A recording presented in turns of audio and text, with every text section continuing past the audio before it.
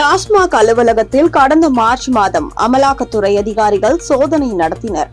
நீண்ட நாட்களாக நடந்த இந்த ரைடில் மதுபானங்கள் கொள்முதல் உட்பட சுமார் 1000 கோடிக்கு முறைகேடு நடந்ததாக அமலாக்கத்துறை தரப்பில் தெரிவிக்கப்பட்டது. இந்த விவகாரம் தொடர்பாக மேலும் ஆதாரங்களை கைப்பற்ற அமலாக்கத்துறை தொடர்ச்சியாக விசாரணை மேற்கொண்டு வருகிறது.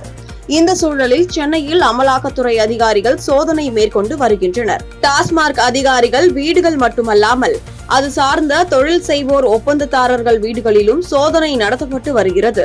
அந்த வகையில் தேனாம்பேட்டையில் உள்ள பிரபல சினிமா தயாரிப்பாளரான ஆகாஷ் பாஸ்கரன் வீட்டிலும் அமலாக்கத்துறை சோதனை நடத்தியது.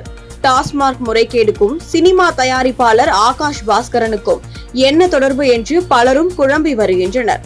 சாதாரண உதவி இயக்குநராக பணியாற்றிய ஆகாஷ் பாஸ்கரன் இன்று தமிழ் சினிமாவின் முன்னணி தயாரிப்பாளராக மாறியிருக்கிறார். அதாவது டான் பிக்சர்ஸ் என்ற தயாரிப்பு நிறுவனத்தை ஆகாஷ் பாஸ்கரன் நடத்தி வருகிறார். இந்நிலையில் தனுஷ் இயக்கி வரும் இட்லி கடை திரைப்படத்தை தயாரித்து உள்ளார். இதனைத் தொடர்ந்து சிவகார்த்திகேயன் சுதா கொங்கரா கூட்டணியில் உருவாகி வரும் பராசக்தி திரைப்படம், சிம்புவின் 49வது திரைப்படம் ஆகியவற்றை தயாரித்து வருவதோடு இதயம் முரளி என்ற படத்தையும் இயக்கி வருகிறார். ஒரே நேரத்தில் இத்தனை படங்களை தயாரித்து வருவது தமிழ் சினிமாவின் உச்ச நட்சத்திரங்களையே திரும்பி பார்க்க வைத்துள்ளது.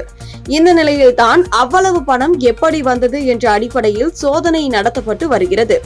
அதேபோல் கடந்த ஆண்டு நடைபெற்ற ஆகாஷ் பாஸ்கரனின் திருமணம் மிக பிரம்மாண்டமாக நடைபெற்றது. அதில் முதலமைச்சர் மு க ஸ்டாலின், உதயநிதி ஸ்டாலின், அன்பில் மகேஷ் உள்ளிட்ட ஏராளமானோர் பங்கேற்றனர்.